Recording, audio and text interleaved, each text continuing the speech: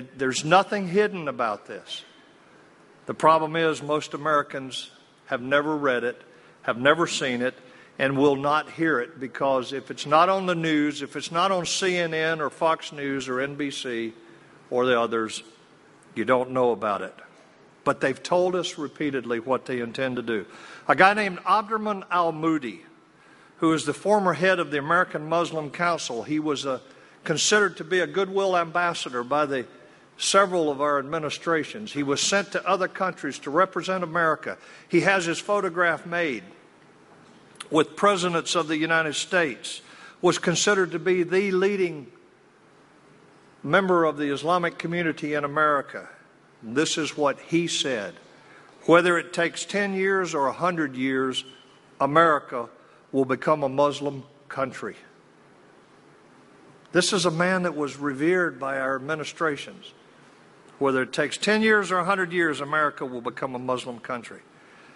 Documents were found in a terrorist safe house in Europe 5 years ago that outlined a plan to dominate and take over America. Another set of documents were found in a terrorist home in Annandale, Virginia, a guy named al-Barassi.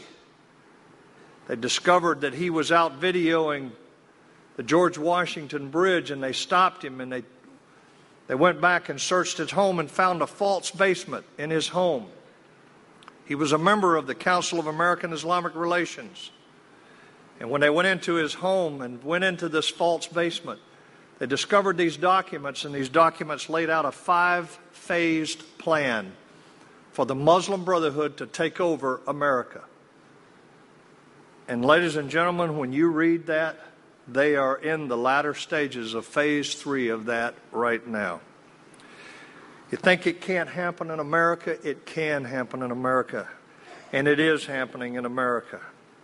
There's a recent book that came out called Muslim Mafia. Have any of you ever read this? Have you ever seen it? I encourage you to get this book, Muslim Mafia. Now let me tell you what this book is about, because this book will scare you. This book will open your eyes. This book will shake you. And what this book says is frightening, because there was a trial in Dallas, Texas in 2008. And during that trial, it was called the Holy Land Foundation trial. They had a number of people on trial for raising money in America for terrorism, funding terrorism. Well, what's interesting about that trial was all the defendants were convicted on all 108 counts of raising money in America to fund terrorism. The evidence that was submitted was never refuted by the defense for these defendants. They said, the evidence we don't argue with. Your evidence is good. After they were convicted, the judge produced an unindicted co-conspirator list of over 200 people and organizations. And what that unindicted co-conspirator list revealed was that virtually every major Islamic organization in America is raising funds for terrorism. The Council of American Islamic Relations, the leading #1 Islamic group in America, went back to the judge and said, please take us off that list. And the judge said, not only will I not take you off the list, but I'm going to make this list public. And they publicized the list.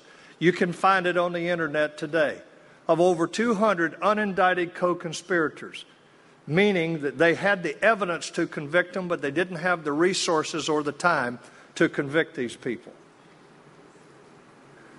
This organization, Council of American Islamic Relations, immediately started trying to burn the evidence in their headquarters in Northern Virginia.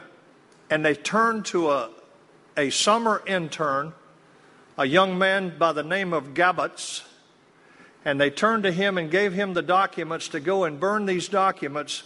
But what they didn't realize was that he was only pretending to be a Muslim convert. The reality was, he was collecting evidence against these people. And his father, David Gabbets, and a guy named Paul Sperry took those documents and wrote this book. and you read this book, you read their own documents about what they are doing in America, and it will frighten you. The Muslim Brotherhood is very much alive. It is very real, and we need to be very concerned about it. Remember this, when you think in terms of only 15%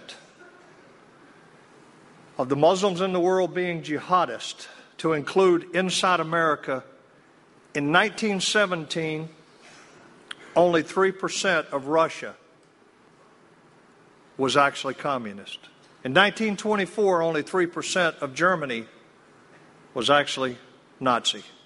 But what they shared was they shared leadership that was brutal, that was harsh, that was willing to do whatever they had to do to further their cause, and the rest is history. We saw, by looking back at history, what they accomplished and what they did. And that's what we need to be concerned about. See, sociologists will tell you that you only need 2% of any society to change that society. Working together, working as a team. Well, then I come to the question of,